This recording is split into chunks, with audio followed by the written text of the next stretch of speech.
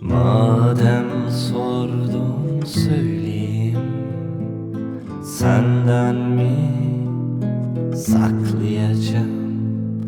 Sen öyle bildiğim adamlardan değilsin.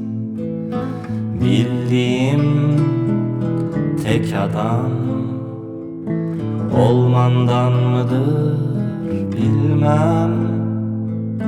Tanıdığım tek adam olmandan mıdır bilmem. Nereye baksam sen, nerede bakılsam sen. Kapının önünde ardında, kapının kendi sen. Nereye baksam sen, nerede bakılsam sen. Kapının önünde ardında, kapının kendi sen. Sağa dönüşte taşıtlara yol veren, lütfen hayvanlara yiyecek veren. Sigara içilmez cezası 10 milyon veren, lütfen çöpleri çöp tenekesine atan. Damsız ücretsiz seyyar, 18 yaşından küçük. Abdestsiz girilen sen, cenabete çıkılan sen.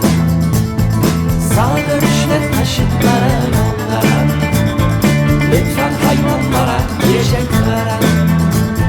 Sigara içilmez cezası 10 milyon veren, lütfen çöpleri çöp tenekesine atan.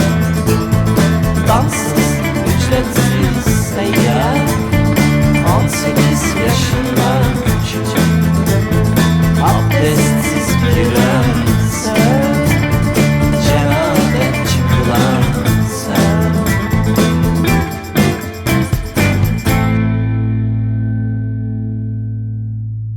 Hem öyle bildiğim adamlardan değilsin.